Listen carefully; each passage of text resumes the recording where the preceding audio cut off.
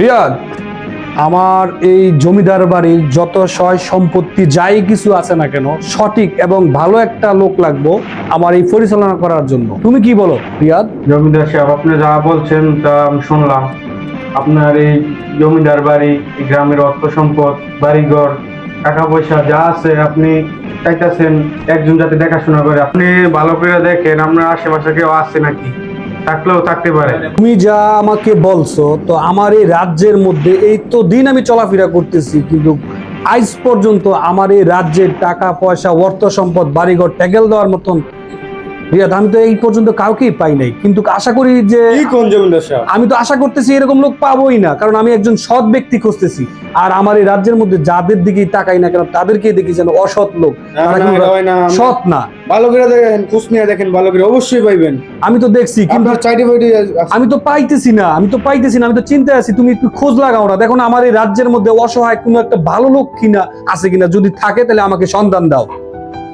ঠিক আছে জমিদার সাহেব, আপনি কোনো চিন্তা করবেন না, আমি অবশ্যই খোঁজ নিতেছি, আপনাকে জানাবো। আমি এখন আসতে পারি?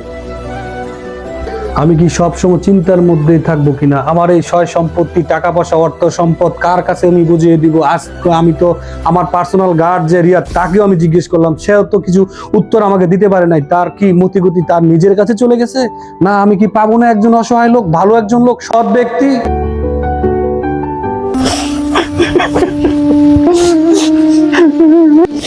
আল্লাহ, তুমি এই দুনিয়াতে আমার কোনো খাবারের ব্যবস্থা তুমি করবো না আল্লাহ। আজ 3 দিন ধরে আল্লাহ আমি না খাইয়া আছি আল্লাহ। তুমি আমার এই দুনিয়াতে কোনো খাবারের ব্যবস্থা করবো না আল্লাহ। তুমি যদি আমার ব্যবস্থা নাই করো আল্লাহ, তাহলে তোমার দরবার আমি দুই ওয়াক্ত নামাজ পড়ি আল্লাহ, 2 রাকাত নামাজ পড়ি আল্লাহ, আমি তোমার দরবারে আমি চাবো আল্লাহ। আমার আর কোনো চাওয়া নাই আল্লাহ, আমার শেষ আশা তুমি আল্লাহ, তুমি আমার আশা ভরসা আল্লাহ। আরে আরে তো জমিদারের বাড়ি কেমনে যাই মালা বাইত কেমনে ডুহাম? কই যাস? ভাই আমি তো আইছিলাম জমিদারের ভাই। ভাই কিসের জন্য? এটা জমিদারি বাড়ি না জি ভাই? আমি আজ 3-4 দিন ধরে ভাই খাই না। তো আমি জমিদারের বাড়িতে আইছি, আমি গেছিলাম ভাই, আমি খাওয়ান পাই না বলে আমি গেছিলাম নামাজ ওযু করে নামাজটা পড়লাম আল্লাহ। এই যে আমি আজকে কান্নাকাটি করলাম আল্লাহ, আমি 3 দিন ধরে আজকে খানা পাই না আল্লাহ, আমার রিজিকের কোনো ব্যবস্থা নেই আল্লাহ।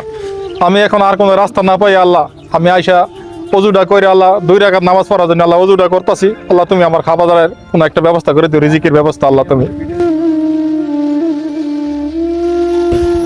বিসমিল্লাহির রহমানির রহিম আল্লাহ। আরে আল্লাহ, এটা কি আল্লাহ আমার নসিবে করতে? মেঘ না চাইতে বৃষ্টি আল্লাহ। আল্লাহ আমি নামাজের জন্য আইছি, তুমি আল্লাহ রিজিকের ব্যবস্থা এই জায়গায় করে দিছো আল্লাহ। আল্লাহ এটা তো আমার খাওয়া যাবো না আল্লাহ, তুমি তো জানো দুনিয়াতে আল্লাহ আমি জীবনে কারোর একটা পয়সা খাই না, একটা কোনো বেহালাল কোনো জিনিস খাই না। এই জিনিসটা তুমি আল্লাহ রিজিক কোথায় থেকে নিয়ে আসলে আল্লাহ? আমি প্রত্যেকটা বাড়িতে মানুষের কাছে গিয়ে ঘুরা আমি যে জিনিসটা জিগায়া আল্লাহ তুমি আমার যে নসিবে দিছো, আমি এটা খাওয়ার চেষ্টা করবো আল্লাহ। জানো তুমি আল্লাহ আমি জীবনে মানুষের একটা কোনো জিনিস খাই না। মানুষের কাছে যত মধ্যে পরিচয় না পাবো এটা কার গাছের ফল, আমি এতদিন পর্যন্ত আমি ফল খাবো না আল্লাহ। আমি এই রাস্তায় ঘুরবো, সবার বাড়িতে আমি যাবো, এটা কার গাছের ফল, পরে আমি ফলটা খাবো আল্লাহ। কাকা আসসালামু আলাইকুম। কাকা কাকা আমি এই যে পুষ্কুনির মধ্যে আইছিলাম আল্লাহ, ওযু করতাম, ওযু করাইয়া দিয়ে কাকা এই ফলটা আমি পাইছি কাকা। আমি জানি না আল্লাহ তাআলা আমার রিজিকটা করতে আনছে। কাকা কি জানেন এই ফলটা কার গাছের হইতে পারে?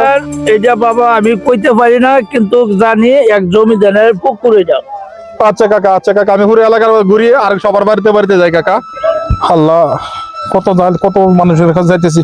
আসসালামু আলাইকুম ভাই। সালাম ভাই। ভাই কেমন আছেন? ভালো আছি ভাই আমি ওযু করতে আইয়া ফুসকুনির মধ্যে ভাই এই ফলটা পাইছি, আপনি কি কইতারেন এই কার বাড়ির ফলটা এটা ভাই? আমি জানি যথেষ্ট পরিমাণ পুকুরটা জমিদারের। আচ্ছা জমিদারের পুকুর। তো জমিদারের কোনো বাগান চাগান আছে? বাগান এই পাশে বাগান আছে। আচ্ছা আমি জমিদারের বাদ দিয়া হ্যাঁ জানিয়ে দেন ফলটা খান। আচ্ছা ভাই, আপনার আল্লাহ ভালো রাখুক। এই ফলটা আমি পাইছি, আমি এই ফলটা পরিচয় জানার লাগি সবাই কইছে জমিদারের গাছের ফল ফেলে এটা, তো আমি জানার লাগি আমি জমিদারের বাড়িতে আইছি। জমিদারের লাগি দেখা করবো, জমিদারের কাছে আমার অনুমতিটা নিয়া আমি ফলটা খাইতাম চাই। আচ্ছা তোর কথা বুঝলাম, তুই বয়ে থাক, আমি জমিদার বলে যাইতেছি, যাই অনুমতি লইতেছি, পর তুই ভিতরে যাবি, বুঝছ? আচ্ছা বয়ে থাক। আসসালামু আলাইকুম জমিদার সাহেব।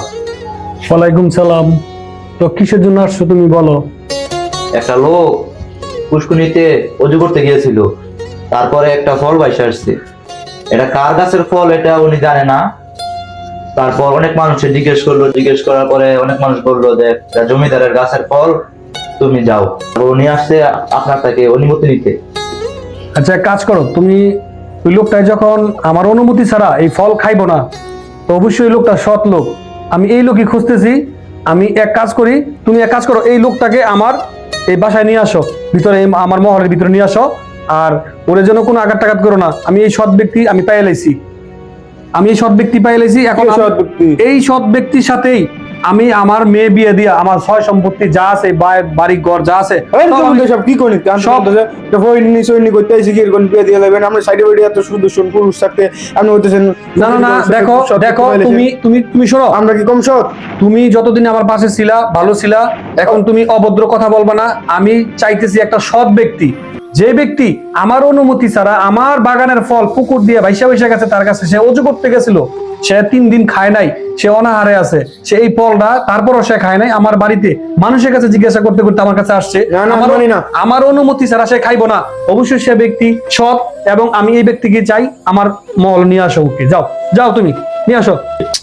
জমিদার সাহেব কি শুরু করছে, ফহির সহির বিয়ে দিয়ে দিব আমার লাইনে সুদর্শন পুরুষ থাকতে এবিলে আমি সৎ না বলে ফ্যাস ফালাইতেছিস, বিয়া জমি দিবই। জমিদার সাহেব কই, জমিদার সাহেব যে আর বিয়া দেন, আর একটা পরীক্ষা লই। যদি কয় কি পরীক্ষাটা হচ্ছে এই যে শীতের মধ্যে যাতে সারাদিন পুষ্করিণীর মধ্যে খাড়িয়ে থাকতে পারে, আর যদি খাড়িয়ে থাকতে পারে তাহলে বিয়া দিবেন, আর যদি না করতে পারে তা আমার লগে দিব। এটা তো পারতো না জীবনও। জমিদার সাহেব তো কই, জমিদার সাহেব একটা কথা, বিয়া তো দিবেন ওই ফকিরনির লগে, এক কাম করেন আন্তর্জাতিক একটা পরীক্ষা লইলেন। কি পরীক্ষা? পরীক্ষাটা হইতেছে এমন, শীতের মধ্যে তার সারাদিন বলবেন যাতে পুকুরের মধ্যে মানে উলঙ্গ অবস্থায় দাঁড়ায় থাকে।